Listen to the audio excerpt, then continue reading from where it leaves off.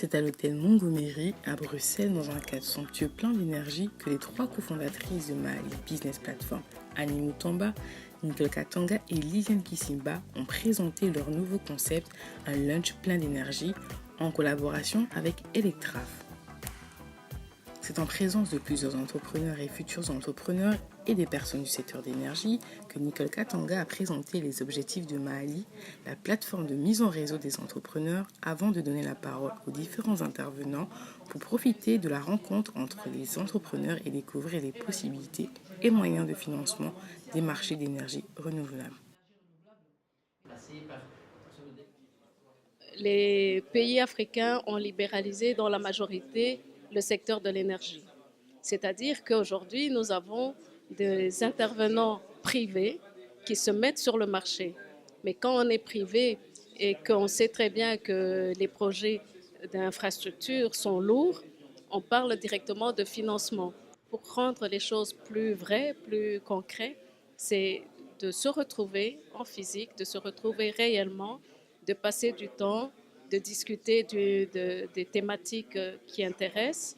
Et c'est comme ça, c'est à partir de là que les vraies relations, les vrais partenariats peuvent se créer. Pour toutes ces femmes, anonymes ou de renom, d'hier et d'aujourd'hui, restées dans l'ombre. Ici, en fait, on m'a demandé de parler de la place de femmes dans l'industrie des énergies renouvelables. Au départ, j'ai pensé que c'était un truc folklorique où on va parler de la place de femmes, mais finalement, je pense qu'il faut parler des femmes, de la femme, de sa place, parce que, en fait, elle est un petit peu au berceau de tout ce qu'on peut avoir, de tout ce qu'on peut conceptualiser en matière durable, parce qu'elle est sur le terrain avec les défis quotidiens qu'elle a à relever. Pour l'instant, Alors, c'était une conférence sur le domaine de l'énergie renouvelable et du financement focalisé sur l'Afrique. Donc, je dirais le sujet nous intéressait. On nous a demandé de présenter aussi un projet que nous venons de réaliser en RDC, un projet de solaire avec batterie de grande taille. Et donc, c'était l'occasion de présenter à la fois ce projet et puis de rencontrer différents acteurs qui sont impliqués dans ce domaine ou qui sont intéressés par ce domaine. Moi, je travaille pour Schuman Associates, qui est un cabinet de conseil en affaires publiques européennes. Et Schuman accompagne ses clients dans leur stratégie de levée de financement et de fonds de financement de projets par l'Union européenne. Donc, le cabinet a une expérience d'une trentaine d'années aujourd'hui.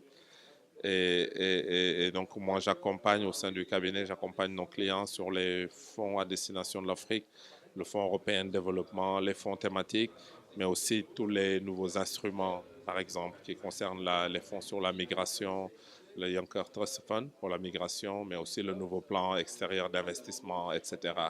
Et l'idée, c'est vraiment d'accompagner les clients de bout en bout pour qu'ils puissent comprendre un peu tous les instruments qui existent, mais également naviguer dans le labyrinthe des institutions européennes, parce que, bien sûr, pour pouvoir bénéficier de ces fonds, il faut répondre à des critères qui sont définis et qui sont souvent assez stricts.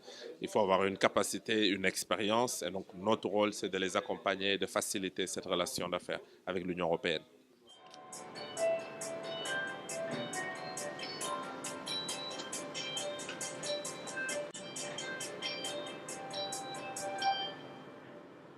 Le but vraiment de base de Solarly, c'est de pouvoir offrir une solution énergétique qui va être plus moderne et plus intéressante que les alternatives qui sont actuellement utilisées dans les zones rurales sans accès au réseau.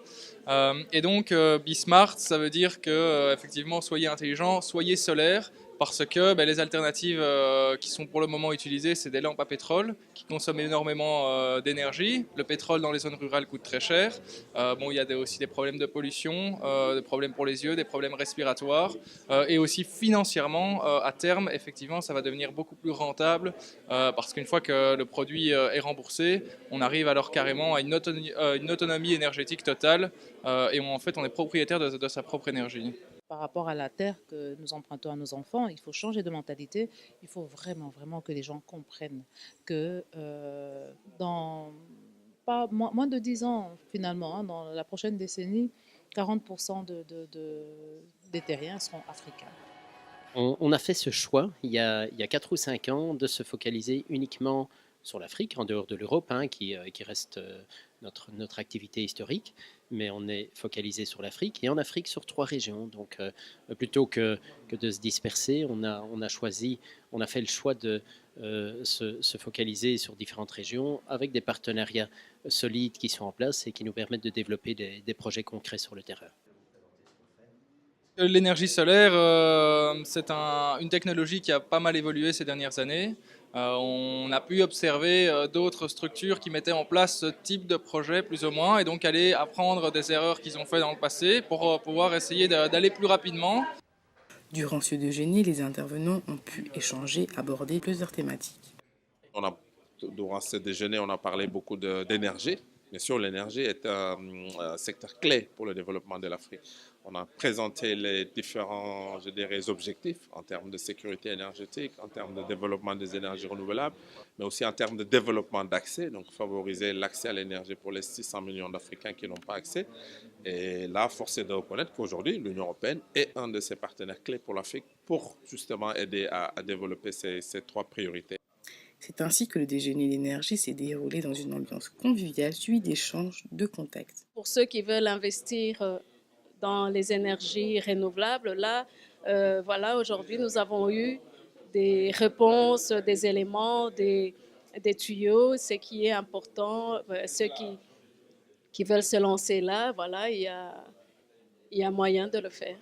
Je disais, hein, ce genre de projet commence à voir le jour maintenant, donc certainement intéressé par la possibilité de continuer à développer des projets comme ça et peut-être avec le soutien ou avec des connexions au niveau de la diaspora ou autre, je pense que le potentiel est gigantesque et quelque part il faut choisir des opportunités spécifiques les unes après les autres avec les bonnes personnes pour collaborer sur chacune de ces opportunités.